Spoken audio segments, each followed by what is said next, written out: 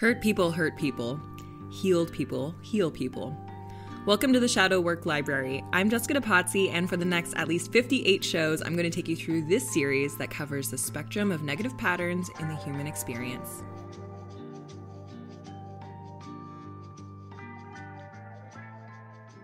I'll start by saying, boy, this is a very interesting time for us, isn't it? I took an entire month off from this podcast to put today's message together because, like many of you, I was caught in the confusion spiral of what the hell is even going on right now.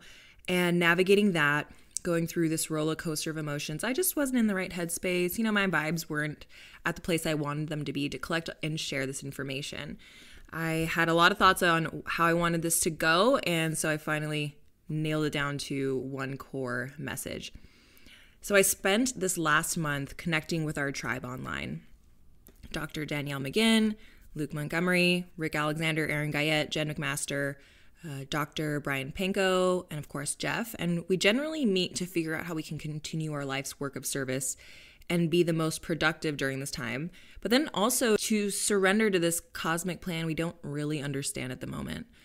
Now, I finally feel ready to organize some of the ways I believe you too can make some enormous leaps in your self-growth by working with the heaviness you might be tuning into here and there, and not spiritually bypassing it and pretending like everything is bright and light, nor being in complete freak-out mode and being a shaming, blaming bully to people in your community who you feel aren't doing what they should be doing. As always, I'm going to start with a dip into our past. There's a character and archetype known in many cultures known as the wounded healer. Carl Jung coined that phrase to explain how he and many of us who are called to help others understand themselves better by tuning into our own mess, just the little bit of personal disaster that you've had in your life, and turning that into a message.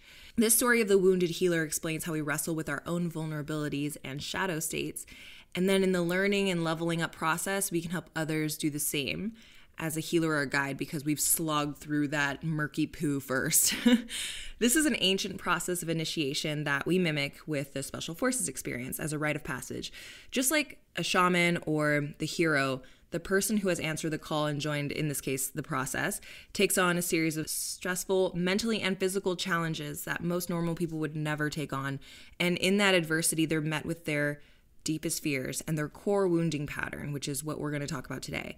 After absorbing and embracing and transforming those fears, they literally emerge back into the normal world, go back to wherever they flew in from, to help guide and lead others, thus becoming their own flavor of that wounded healer. So the wounded healer, this can be a heroic part of all of us if we know what to do with the hardship that's in our lives. And once you get more deeply in touch with your specific core wounding pattern, you can become inwardly stronger and more resilient and find that adversity can always be on your side if you know what to do with it. You and I both know resiliency seems to be in a bit of a deficiency right now, and people are stuck swirling around and around the fear toilet, afraid to explore the depths of it and really see what's going on in them. I mean, sometimes you just gotta flush yourself and complete the process. That is the biggest problem with people that are stuck in their shadow patterns, is they just get stuck there. This confusion around COVID-19, around illness and death, around civil liberties, all of this confusion and wondering about what's happening next, where will we be in a month, in a year, in the next decade, is amplifying all of our core wounding patterns right now. This core wounding pattern is something that we all have and have had since the moment of our conception. This shadow pattern in particular isn't about what happened to you when you were young. It's actually a genetic inheritance, otherwise known as a form of karma. You're taking on an aspect of human consciousness that's completely impersonal to you and has no root in your own personal life. And I'd even say if you just had one mission on this earth, it should be to have the courage to bring your full awareness to your core wounding pattern and then take full responsibility to be productive with it, to not project your patterns outwards towards others and figure out new strategies to pass on how to deal with these wounding patterns to future generations so that they can live in more harmony with these natural shadow patterns as well. So it's said that your core wounding pattern happens at the moment of your conception when your father's sperm creates a fracture or a fractal in your mother's egg. A fractal is like a never-ending pattern, and in this case, it repeats the pattern and archetypes of humanity in our DNA in an instant. If I wanted to say that a different way, when you're conceived, there's more going on than just a biological soup that's growing a physical body. You're designed at that moment with a unique combination of traits and ways of being. And then during your 9-month gestation period, when you're suspended in that soup of light and sound frequencies, you're being developed also within the moods, the thoughts, intentions, and the consciousness of your mom. And there's a lot of new research and studies that are coming out about what actually happens in that gestation period based on the consciousness of your mother. So this isn't just some woo-woo stuff here. Many of you know that we have different developmental stages after birth. And if you're not familiar with this, from 0 to 7 is your physical developmental cycle. And from 7 to 14 is your emotional developmental cycle. And from 14 to 21 is your mental developmental cycle. And of course, all these things are happening at all times, but those are the times where it's so crucial to really get a good foundation. And then at the end of the first year cycle, when you're a fully developed adult living a more complete experience, that would be around 28 or 29. That's when people typically have their spiritual awakenings or some kind of midlife crisis where they feel like they're really understanding a lot more about themselves and how they want to live. And that's when a lot of big life shifts can happen. You know, a lot of separations happen at this time. A lot of people move, they change careers. They make a lot of big decisions and big changes that at their 21-year-old selves just weren't ready to make. So because human life is a fractal, the series of repeating patterns on a micro and macro level, there's also 3 trimesters of development that happen in your mother's womb during that 9-month gestation period. So for the first trimester, your mother is imprinting your physiological rhythms and structural patterns that are the basis of your identity. During the second trimester, she's imprinting the basis of your primary emotional defense mechanisms. And then during the third trimester, she's laying that foundation for how you use your mind to try and control your emotions and override your intuition. I know it sounds like a lot that's happening in there, but if you consider all of the complexity that happens in the birthing process of creating a human, how could we say that it's not possible? So it's like we come out on our 0 birthday, prepackaged with a whole lot. Our moms can greatly influence our ability to deal with our wounding depending on her level of health and consciousness while she's pregnant, but she can't take that wounding away. It's our responsibility, our karmic responsibility, to carry it gracefully and to be productive with it. And I don't think I need to say this, but I just will anyway. It's not your mom's fault that you have these shadows. She carries genetic wounding. Your dad does. All of your ancestors did. And they're finding that this 90% of your DNA, or whatever that percentage is being deemed junk DNA.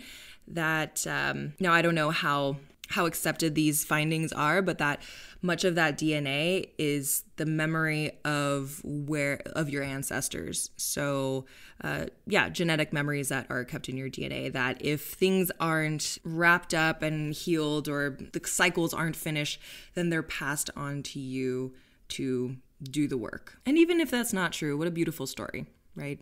But we all know that we are living some of our parents' traumas, and if we don't deal with them, well, they become our traumas. And if we don't deal with them, then we pass them on through our genetics or through our energy of just being out in the world. And the core wound that's developed at that moment before all of those trimesters, that's at that moment of conception, that's the core wounding pattern that we're going to talk about today. It's the thing that as soon as you separate from your mom's body, something feels like it's missing. Something just feels like it's causing us suffering, and it will be with us until the day that we die, even if we've learned to completely open our hearts. It's just part of the human experience, and that's what makes it so fun and thrilling to be a human. We get to deal with it all.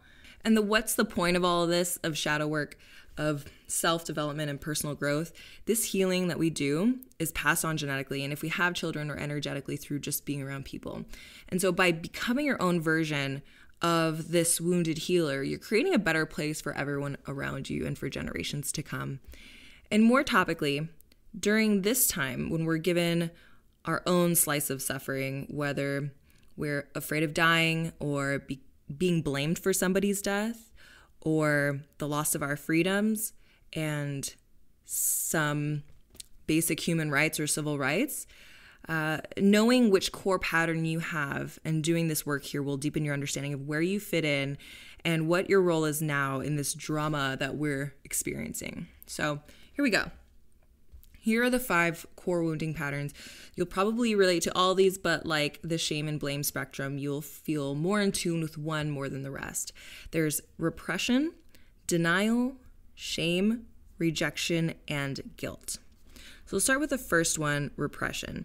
This is when you take suffering and go inwards with it. You keep your suffering to yourself, which might make you a very private person or very quiet. And on the surface, it looks like everything's fine, but deep down you're a bit self-absorbed with your own suffering, and the fear you're repressing causes this constriction. And in today's context, repression people, they're going inward with this confusion, staying very private, not saying much or expressing much, and they're isolating their self-expression because they believe that no one will really understand it anyway. They've repressed these collective low vibes so much that they're stuck within their being, and so they have a hard time expressing themselves when they're feeling low.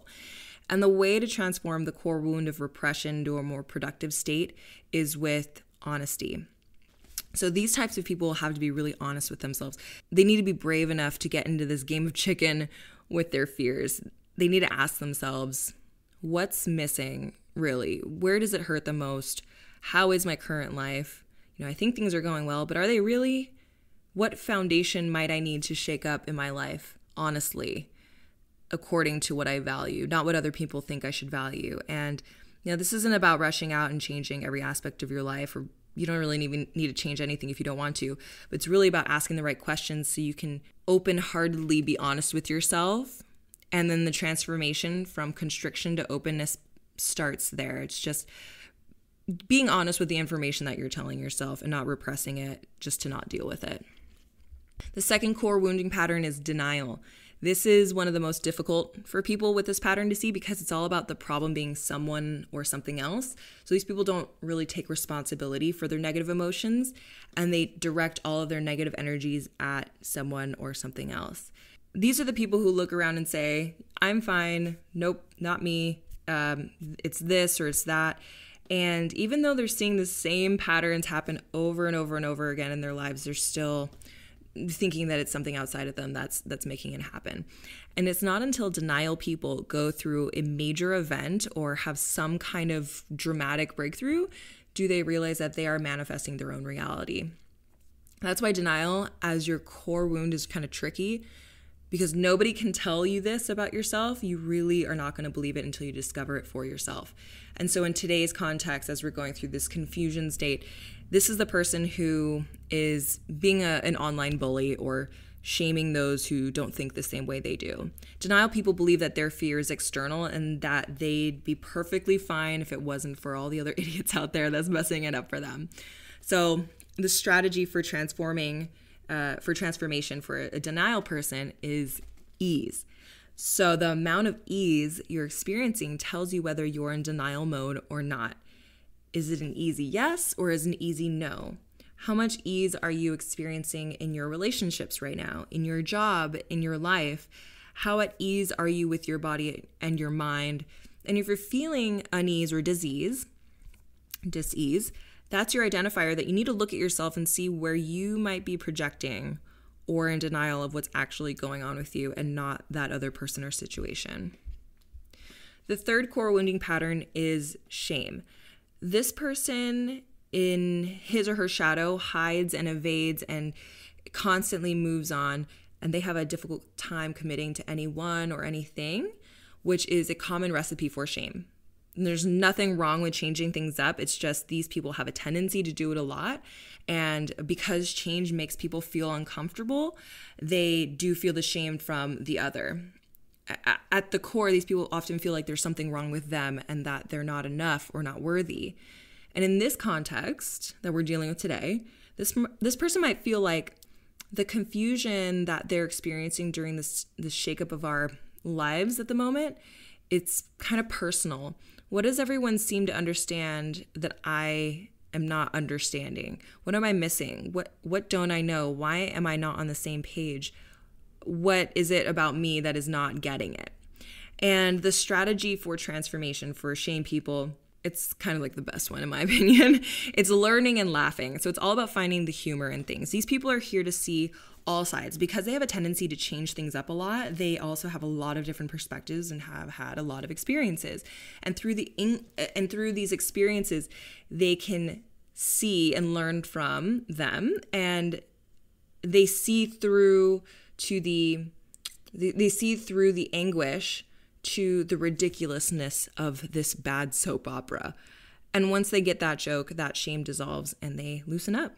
So if you're a shame person, learn more about the situation, learn more about everyone's opinion that you're feeling might know more than you or that you're just not getting, and see how absurd it all really is, and find the humor in it.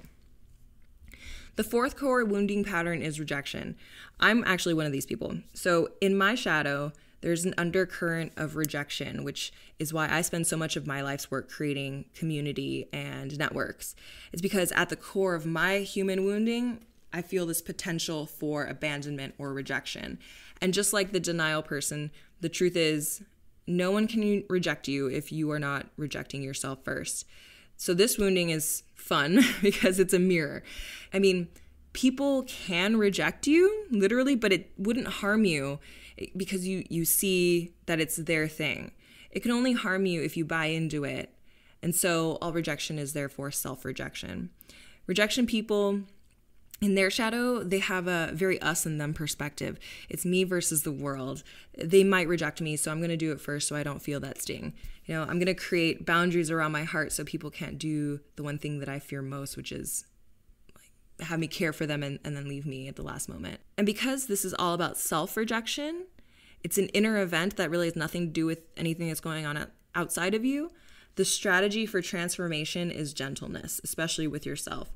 You need to heal your self-rejection by becoming your own friend, by becoming your own best company. You have to parent your wounded child to unlearn these defense mechanisms that you've built up with gentleness and kindness towards your own hurt. Right, the fifth core wounding pattern is guilt, which is all about expectations of others and yourself. So these people usually feel like they came into this world with a kind of like a debt to pay off over the course of their lives. They feel responsible for something negative that's happened or will happen. And in this current context, guilt people might feel like they aren't doing enough to spread the word about social safety, or they might feel like they're not doing enough to stop the fear mongering. These people have the potential to be really amazing leaders because they feel this sense of responsibility. And in their shadow that they're not doing anything about it, it can create a lot of awesome action, but it can also create a sense of unconscious self-pity. So the strategy of transformation for guilt people is forgiveness. You need to forgive yourself holistically and for not being able to do everything for every single person or cause. You need to forgive yourself for having some hate in your heart sometimes. It happens. You need to learn to forgive yourself for being lazy and inactive once in a while. It's kind of good for you. And after you do that, the journey inevitably leads to forgiving others, which helps you with this sense of guilt that sometimes doing nothing is okay.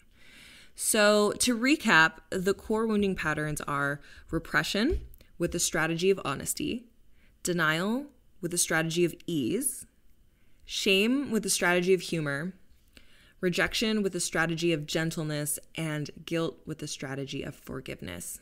In summary, I have no idea what the truth is behind this whole shitstorm. I urge you to see the perfectness of where you are and these emotions that are coming up for you. And remember that your dharma gives you the experiences that you need. All we can do right now is use our intuition and discernment when we're consuming news and content. And something that I'll be championing sooner than later is demanding more from our mass media and for people who have large followings. People who have access to social media. I really do think that people need to have more integrity around the language that they use. And I want people to take more ownership over the things that they say and be more farsighted in how these facts and figures can affect people beyond what the short-term fix needs to be at the moment. All of these strategies are here to help you use these uncomfortable times of uncertainty, like the one we're in, to reframe and change your perspective to one that's productive, to uplift your thoughts and emotions and actions, to take responsibility for your own healing and integrity. And when we embrace these core wounding patterns, we can remain neutral and grounded in our own truths and make better decisions about how we're going to navigate our way forward. And I'll also add, this is not about sitting on your meditation cushion and doing nothing. Like, ideally, this work helps you combat hurt people who hurt people, like that quote that I used to start off the podcast, by being a healed person who heals people. So stay strong, everyone. Our tribe is sending you all of the loving vibes we can muster, and please shoot me an email if you'd like more info about any of these core wounding patterns. I'm sure you know this about me by now, but I just love the dark stuff, and I'm happy to help explore that with you. So my email is jessica@thespecialforcesexperience.com. And if you're feeling like this might be a good time for some serious introspection and some self-mastery of the mind and body, I would urge you to go to wayoftrials.com, and we're going to be opening our second cohort in, I think, May 1st. So at the moment it is April 11th. I'll probably have this out by the 12th. So you have a couple weeks to get on the wait list. And it should be a really great next group, especially given the circumstance. We have a lot of interesting things to talk about in the Slack channel. And I think that if you are like all of us that are currently going through the self-work process, there are a lot of really interesting things that are coming up that maybe never would have if we haven't been put in this environment, this really unique environment. All right, everybody, have a great week, and I'll be back a lot sooner than a month this time. I think give me 7 more days and I'll put out the next Shadow Work podcast. Have a great week, and I will talk to you soon.